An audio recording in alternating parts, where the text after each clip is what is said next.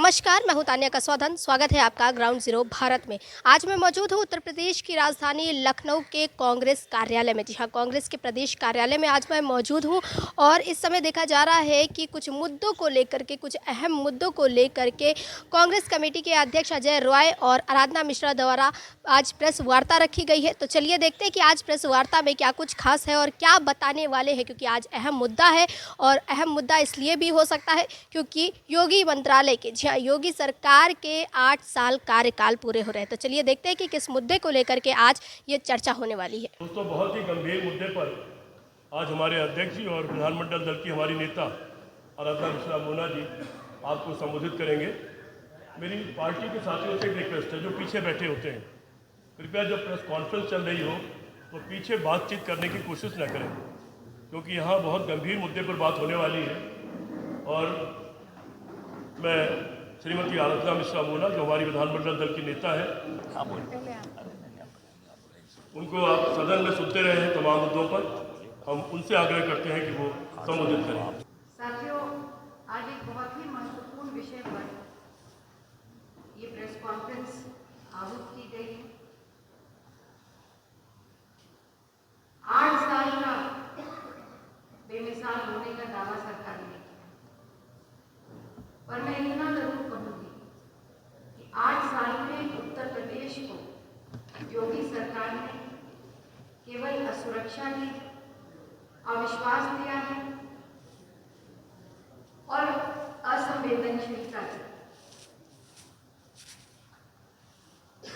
इस जो सबसे महत्वपूर्ण विषय, और मैं मानती हूँ कि इसी के नाम पर ये सरकार 2014 में के बाद 2017 में पहली बार ये सरकार जब बनी थी तो ये वायदा किया था सरकार ने सुशासन का। पर आज की तारीख में अगर सबसे ज्यादा असुरक्षित प्रदेश पूरे देश में कोई है तो वो उत्तर प्रदेश। जिस तरह से लॉ एंड ऑर्डर की धज्जियां उड़ाई जा रही, मुझे तो अचंभा होता है जब उत्तर प्रदेश की विधानसभा में मुख्यमंत्री जी बोलते हैं कि या तो अपराधी उत्तर प्रदेश छोड़ करके चले गए, या जेल में हैं, या ऊपर चले गए। और जब मैं अखबार पढ़ती हूँ और टीवी चैनल देखती हूँ तो दुखद है साथियों, इसी उत्तर प्रदेश में उत्तर प्रदेश के अपराधी रोज नया अपराध करके, जघन्य अपराध करके मुख्यमंत्री जी को सलामी देते हैं। मुख्यमंत्री जी मौन है, दूर नहीं जाते हैं। आज लखनऊ जो राजधानी है, जहां मुख्यमंत्री जी रहते हैं और उनके दर्जनों कैबिनेट और राज्य मंत्री रहते हैं, वहां की क्या हाल है। अभी कुछ ही दिन पहले की एक घटना सबने देखी, सबने, आप लोगों ने कवर भी की। किस तरह से एक बेटी का बलात्कार किया गया और किस तरह से उसको गला दबा करके उसको मार दिया। कौन जिम्मेदार है इसके लिए? अगर कोई जिम्मेदार है तो उत्तर प्रदेश की सरकार जिम्मेदार है, यहाँ की पुलिस जिम्मेदार है। अभी कुछ दिन पहले एक दलित बेटी का, जिसका बलात्कार करने के बाद उसके साथ जिस तरह से जघन्य अपराध किया गया, विभत्स तरीके से उसके शरीर को काटा गया, यहाँ तक कि उसकी आंखें तक निकाल दी गई। एक दलित बेटी, कौन जिम्मेदार है उसके लिए? और अगर मैं ये अपराध सरकार के गिनाने लगूं, और बहुत ज्यादा दिन नहीं, मैं पिछले 1 महीने के इसी माह के अपराध गिनाने लगूं तो लंबा समय लग जाएगा। इतना जरूर कहूंगी कि जिस एनसीआरबी का डेटा आज मुख्यमंत्री जी ने अपने प्रेस कॉन्फ्रेंस में कहा, सबसे बड़ा झूठ तो वही। एनसीआरबी का डेटा स्पष्ट कहता है कि महिलाओं के प्रति अपराध में उत्तर प्रदेश नंबर 1 पे, दलितों के प्रति अपराध में उत्तर प्रदेश नंबर 1 पे। इसके साथ साथ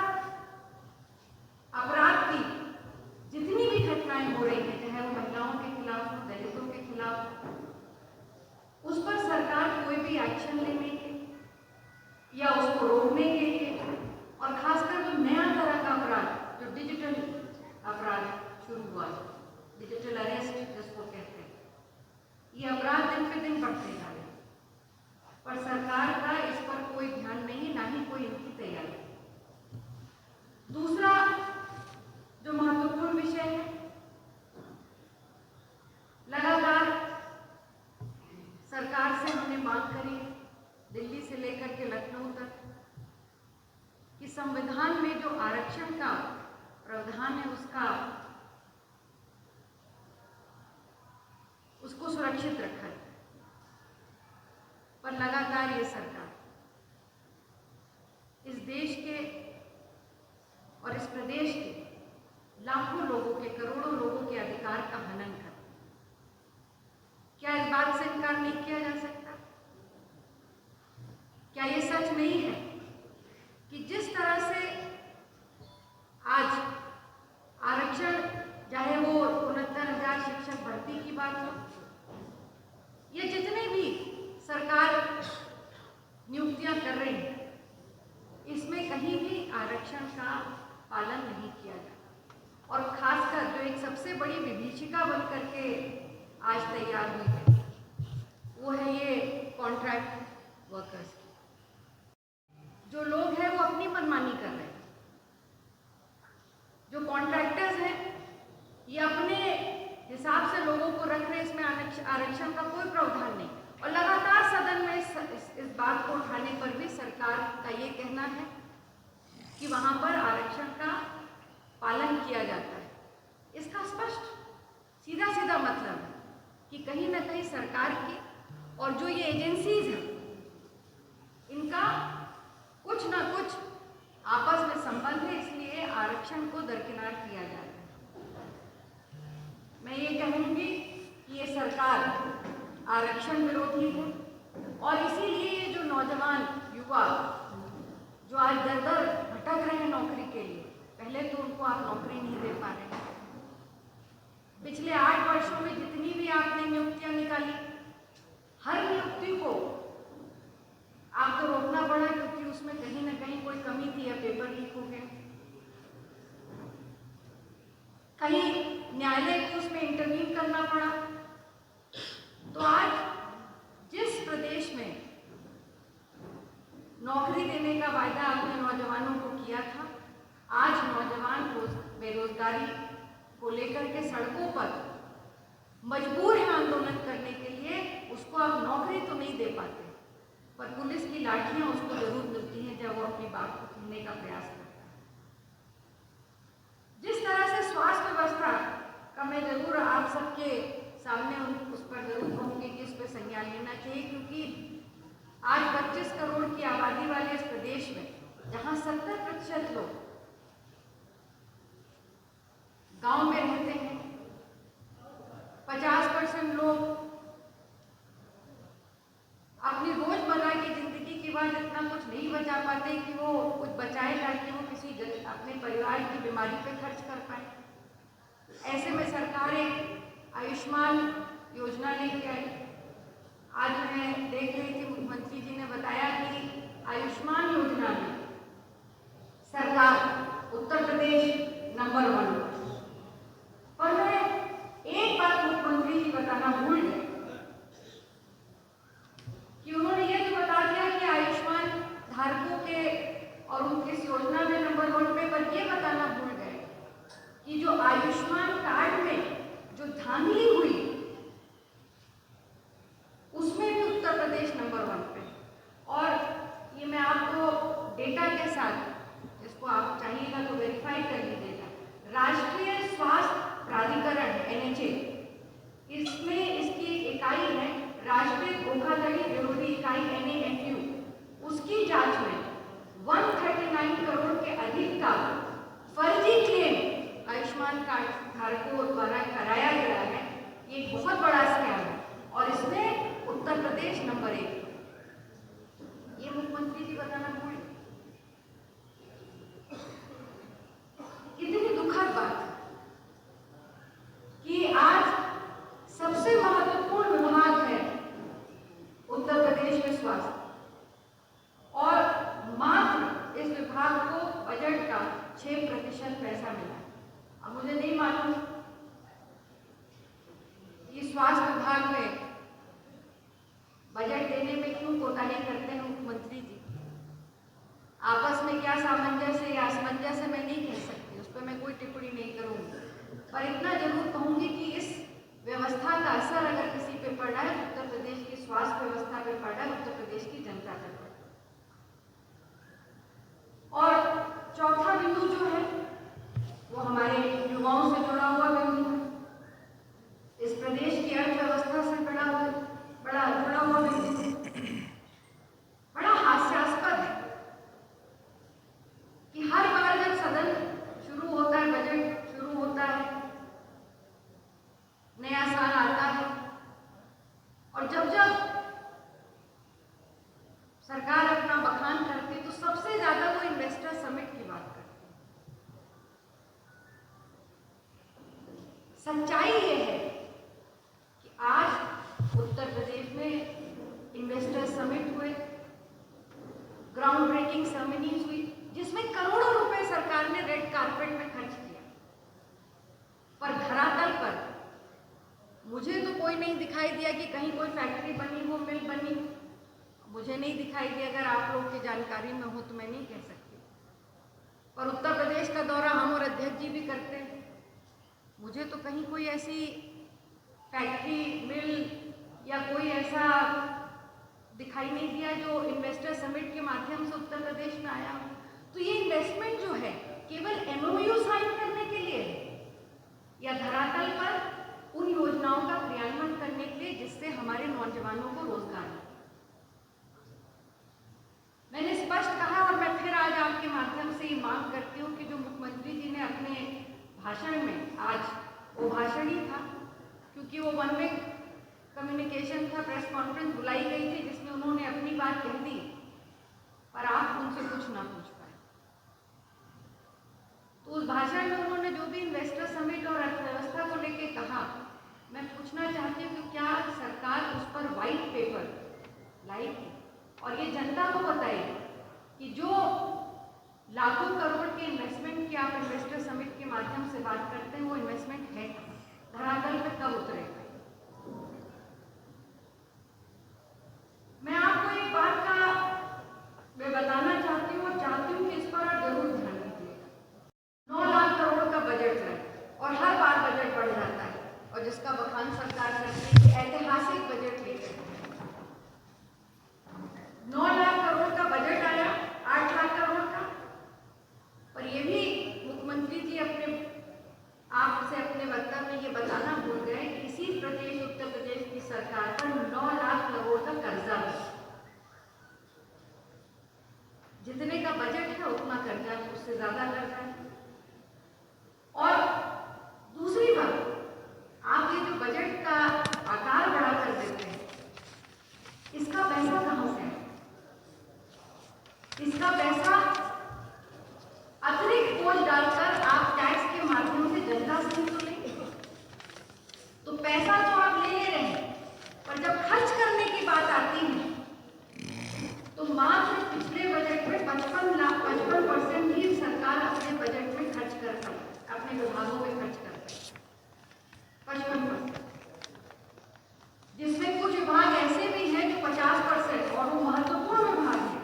PWD जैसे विभाग में, कृषि जैसे विभाग में, ये किसान प्रधान प्रदेश है, 50% ही सरकार कृषि विभाग में खर्च करती है। तो पूरी तरह से सरकार की न नियत है, न नीति है और न ही कोई दृष्टिकोण है।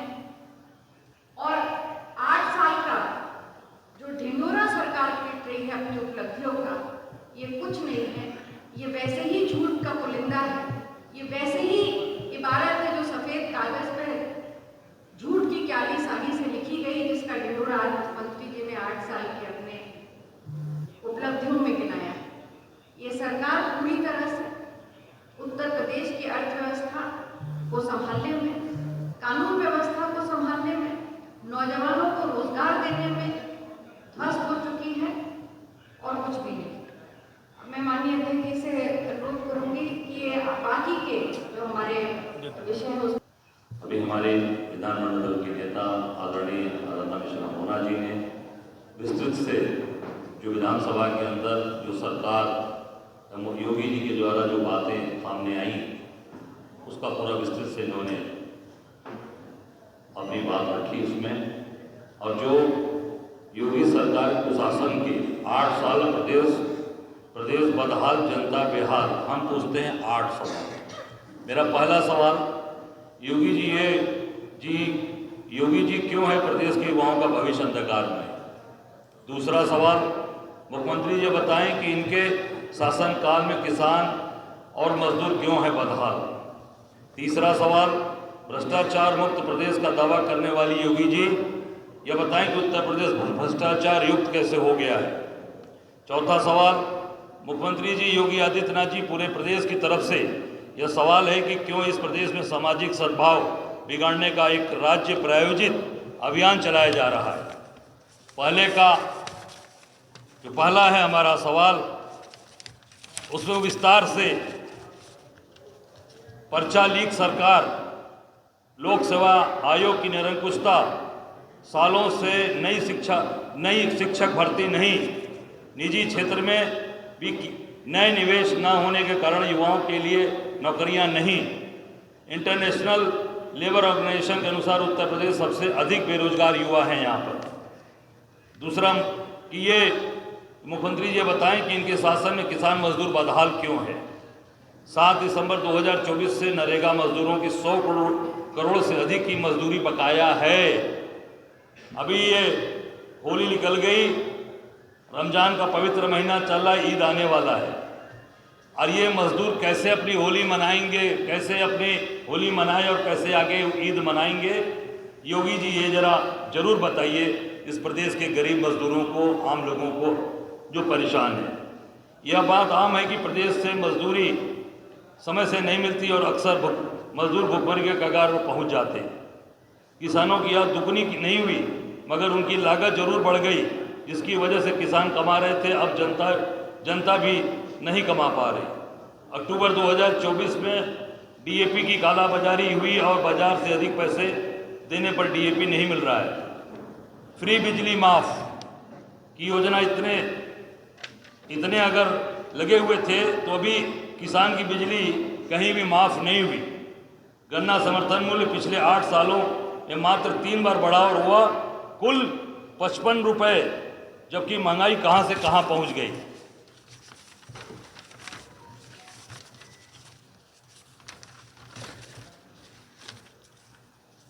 तीसरा सवाल,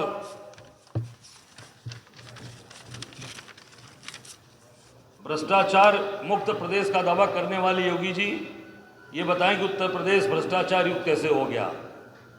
सबसे महत्वपूर्ण अधिकारी अभिषेक प्रकाश कमीशन खोरी में, उनके ऊपर अब आप जांच बैठा रहे हैं, उनकी जांच करवा रहे हैं। इतने साल तक आपने उनको आशीर्वाद दिया, इतने साल तक ये ड्रीम प्रोजेक्ट इन्वेस्ट यूपी के कर्णधार हैं ये, अब इनकी जांच हो रही है। क्यों? क्योंकि कायदे से पैसे का बंटवारा नहीं हुआ, बंदर बाट नहीं हुआ, कायदे से सबके बराबरी की हिस्सेदारी नहीं मिली। इस नाते उनकी जांच होगी और जब कायदे से माल मिल जाएगा तो फिर वो जांच ठंडे बस्ते में डाल दी जाएगी। सच है कि पूरे प्रदेश का कोई ऐसा विभाग नहीं है जहां बिना घुसखोरी कमीशनखोरी के काम नहीं रहा हो, चाहे वो थाना हो, तहसील हो, चाहे वो प्रशासनिक अधिकारी हो, चाहे वो कोई स्थान बिजली विभाग हो, हर जगह आप देख सकते हैं कि पूरी तरीके से भ्रष्टाचार हावी है। सबसे महत्वपूर्ण, कुंभ से कोरोना तक, रामपथ से इन्वेस्टर यूपी तक, चारों ओर भ्रष्टाचार की ही बाजार है और सब काम गुजरात के ठेकेदार कर रहे हैं। आए दिन सोशल मीडिया पर धंसती हुई सड़कों की तस्वीरें वायरल हो रही हैं। इंसान तो इंसान इनकी सरकार में प्रभु श्री राम से भी बेईमानी करने से नहीं चुके। रामपथ इसका प्रत्यक्ष उदाहरण है। हाल में प्रायोजित हुए कुंभ की बदहाली ने बहुत ही व्यापक स्तर पर घोटालों का संकेत दिया। कोरोना में भयावह महामारी तक लाशों को ढेर था। जब भी इस सरकार ने थर्मामीटर से लेकर ऑक्सीमीटर तक, दवाओं से लेकर ऑक्सीजन सिलेंडर जबरदस्त भ्रष्टाचार किया गया है। एक्सप्रेसवे और चौड़े जो जाल बिछाने का रोडों का काम किया वो पहले ही बरसात में धंस गई। चौथा, मुख्यमंत्री जी योगी जी ये प्रदेश की तरफ से ये सवाल है कि क्यों इस प्रदेश में सामाजिक सद्भाव बिगाड़ने का एक राज्य प्रायोजित अभियान है। पहला, बहराइच में दंगा, संभल में दंगा, कुशीनगर में जबरदस्ती मस्जिद को गिराना और मथुरा के अंदर विवाद, ये सब ये संकेत दे रहे हैं कि पूरे ये उत्तर प्रदेश की सरकार पूरे तरीके से विफल है। सरकार अपने ही अधिकारी, जो अधिकारियों पर सबसे बड़ी जिम्मेदारी देती है, उनकी ही जांच करा रही है और पुलिस प्रशासन पूरी तरीके से निरंकुश हो गया है। अभी आपने मोना जी को सुना, आप ये अभी कुछ दिन पहले अमानवीकृत किया था, अमानवीकृत, जिसकी हम अपने मुख से चर्चा नहीं कर पाएंगे। आप सब जानते हैं कि क्या हाल हो रखा है पूरे प्रदेश के अंदर।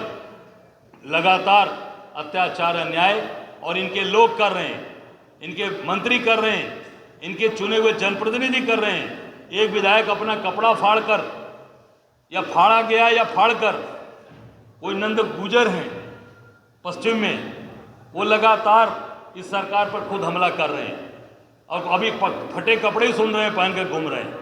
योगी जी वो आपके 8 साल में आते हैं कि नहीं आते हैं आपके विधायक? आप उनको सही कपड़ा कब पहनाएंगे? उनको सिला हुआ कपड़ा कब पहनाएंगे?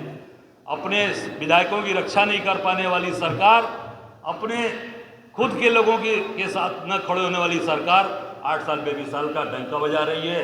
ये पूरी तरीके से फेल है, पूरी तरीके से ये आम जनता के सामने ये पूरी तरीके से एक्सपोज हो चुकी है। और सारी बड़ी बड़ी बातें करने वाले, आज मैं इतना ही कहना चाहूँगा कि ये मुख्यमंत्री जी 8 साल जो बेमिसाल है, 8 साल बेहाल है। अब मुख्यमंत्री जी को तत्काल एक दिन भी रहने का अधिकार नहीं है, उनको इस्तीफा देकर मठ चले जाना चाहिए, क्योंकि वो उनके लिए सही स्थान है। जनता के सुख दुख के में उनसे कोई वास्ता नहीं। परिवार, बीवी, बच्चा कैसे लोग पालते हैं, कैसे आप सब लोग चलाते हैं, उससे उनका कोई सरोकार नहीं। तो उनको निश्चित तौर से अब उनका मठ जाने का समय, इस्तीफा देकर हम सब लोग, मैं मांग करता हूं कि इस्तीफा देकर उनको मठ चले जाना चाहिए। बहुत बहुत धन्यवाद। कोई सवाल हो तो जवाब निश्चित तौर से हम लोग देंगे। योगी सरकार हमेशा बात करती है, अभी मलिहाबाद में देखा गया एनकाउंटर हुए, तो जितने भी एनकाउंटर हो रहे हैं तो ये सफलता है या विफलता, क्या कहेंगे? देखिए, एनकाउंटर अगर किसी अपराधी का हो रहा है तो बिल्कुल ठीक है, पर मैं एक बात जानना चाहती हूँ कि अपराध जो हो रहे हैं, एनकाउंटर की आवश्यकता क्यों पड़ी? मुख्यमंत्री जी तो यही कहते थे अभी तक कि या तो अपराधी उत्तर प्रदेश छोड़ के भाग गए, या जेल में हैं, या ऊपर चले गए। तो ये जो अपराध हो रहे कर कौन रहा है? कहाँ है पुलिस की हनक? कहाँ है सरकार का डर? वो डर तो खत्म हो चुका है। तो क्या लगता है बेमिसाल है ये 8 साल या बेहाल? पूरी तरह से बेहाल है, असफल है सरकार।